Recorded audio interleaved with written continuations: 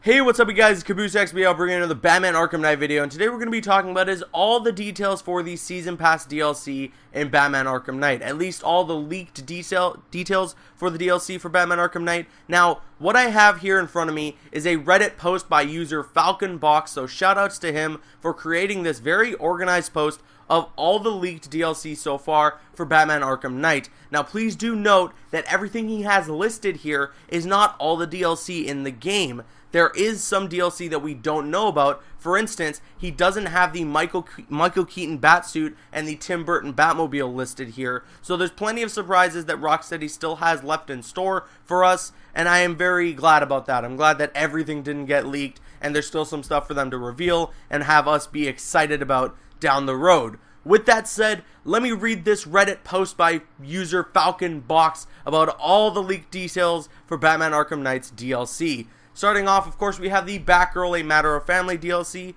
and then there is the Season of Infamy. Now, for those who don't know what the Season of Infamy is, this is how it goes. It's you play as Batman in all new story missions featuring legendary supervillains invading Gotham City with new story arcs, missions, and gameplay features. Now, he continues on to say, digging through the files shows that the villains are Killer Croc, Mad Hatter, Black Mask, Mr. Freeze, Ra's al Ghul, and Prometheus. Now, what I've heard about the Season of Infamy is that it's basically going to be an expansion to your most wanted side mission wheel. So I believe when you go into Batman Arkham Knight's story and you press right on the D-pad, I believe it obviously brings up this mission wheel where you can choose or pursue what missions you want to go after, whether that be Man-Bat's side mission or Azrael's side mission, and so on and so forth. So when you get this DLC, you just go into Batman Arkham Knight's story, and I believe this is all just going to be added in there seamlessly, so then you can continue on and pursue these extra side missions. Now, how it will work when you've beaten the game and stuff like that, I'm not entirely sure. However, we're just going to have to wait and see. One thing that I'm hoping for the Season of Infamy DLC is some good boss battles. We all know, the general community agrees, that Batman Arkham Knight didn't have that many great boss battles, or lack thereof at all. You know, there wasn't really that many boss battles at all. So when you include characters like Mr. Freeze and Killer Croc in this Season of Infamy pack, I can definitely see Rocksteady wanting to handle them with a little more care, as Mr. Freeze and Killer Croc are known to be some of the coolest boss battles in video games. Killer Croc's from Arkham Asylum being super intense, and Mr. Freeze's from Arkham City being overall one of the most awesome, intense, cool, creative boss battles for a video game. It's definitely up there in my favorites for any video game ever. So yeah, I really hope that including all these characters like Killer Croc and Mad Hatter and Black Mask, of course Ra's al Ghul, and new to the series Prometheus, that they're going to handle them with care and respect, and make sure that these aren't just side missions or DLC that you'll forget about a month down the line. But moving on, we have the Gotham City stories play as Batman's key allies and narrative missions extending their storylines from both before and after the events of Batman Arkham Knight. He has no additional details about it. It's just what we are given about that DLC, but it's pretty much straightforward. They're probably going to be additional story packs of like little mini stories that take place after and before the events of Batman Arkham Knight. Moving on, we have the legendary Batmobiles with themed racetracks. Now, we all know about this. We've seen a glimpse of it with the Michael Keaton suit and the Tim Burton Batmobile. But this is what I was talking about, where he didn't have that listed, so it's not found in the PC files at the moment. And that's really good to know, because that means that there's probably a lot of really cool Batmobiles that we don't know about. I'm fairly certain we're going to see the animated series Batmobile, and I'm fairly certain we're going to see the Tumbler from The Dark Knight, but I can't confirm that, of course. But yeah, I'd say that there's a good chance that we're going to see those Batmobiles, especially seeing that we have the Burton Batmobile. So yeah, I'd say expect to see the animated series Batmobile, the Tumbler from the Dark Knight films, and besides that, maybe the Adam West Batmobile, considering we already have that costume in Batman Arkham Knight. But moving on, we have the Crime Fighter Challenge Maps. Engage in a series of new challenge maps utilizing the unique playstyles of Batman and his allies.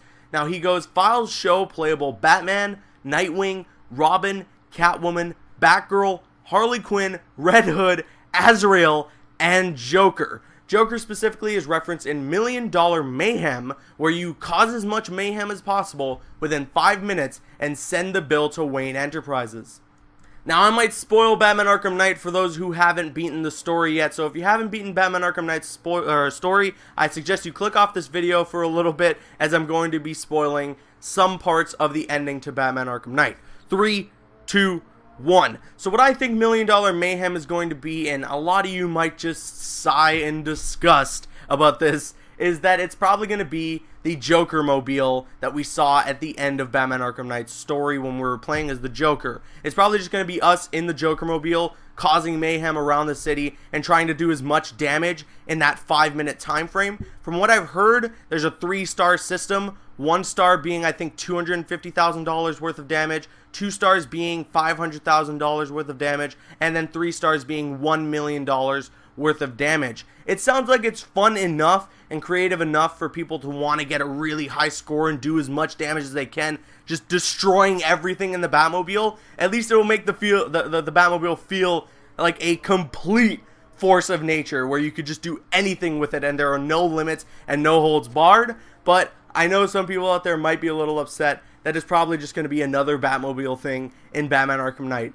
Personally, if it's handled well, I think we're going to enjoy it. But besides that, I'm really excited for this challenge map stuff. Now, I'm just hoping, and I'm really crossing my fingers, that these challenge maps aren't completely locked behind a paywall. I'm hoping that there's going to be some sort of update that incorporates free challenge maps for those who don't want to spend the money for DLC or for the season pass. So Rocksteady, if you're listening, provide to the full community, give them those challenge maps so that not only people who pay money get to have that experience. With that said, let's move on to the character skins in Batman Arkham Knight. Now, like I said, not everything that they found in these files are going to be all the skins and stuff that we're seeing in Batman Arkham Knight. There might be some more that we don't know about, but this is what he found in the files. The first appearance skin, which of course we've already seen, the Alex Ross skin, the Batman the Animated Series skin, so excited for that, the Batman Beyond skin, which is a PC exclusive at the moment, the Blackest Night skin, the classic TV series Adam West skin, which we see right now is a PlayStation 4 exclusive,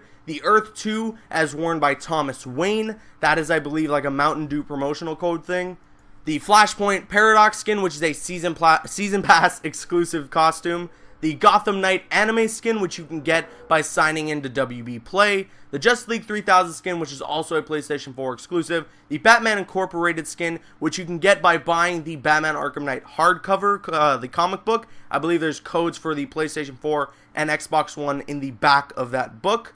But we have the Jim Lee skin, the New 52, which you can get for free as well as part of a free skin pack as compensation for the Batmobile edition of Batman Arkham Knight being canceled.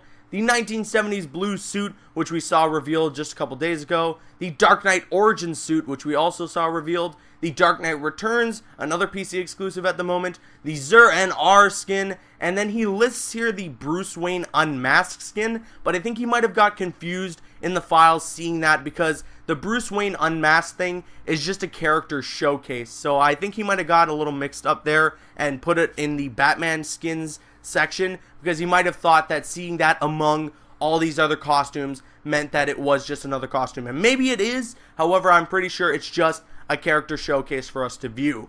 Moving on to the Robin skins, we have the classic Tim Drake, the classic TV series as worn by Burt Ward in the Adam West series.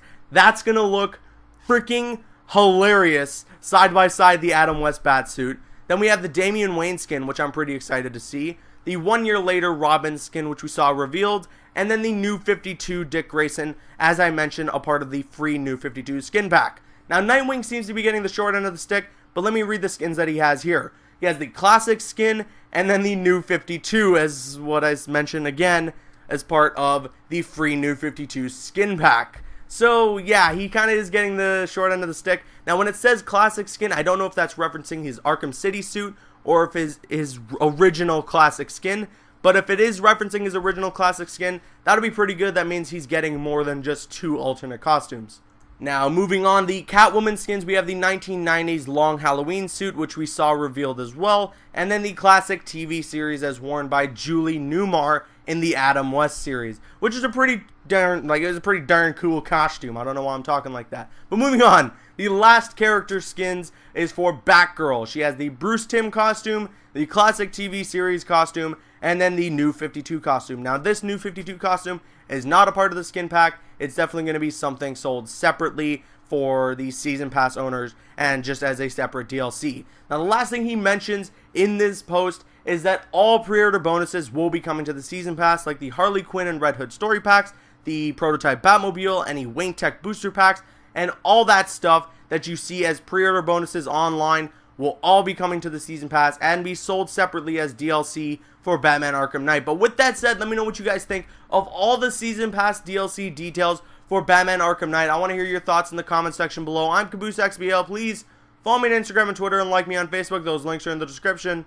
Like, favorite, comment, and subscribe. See you guys later.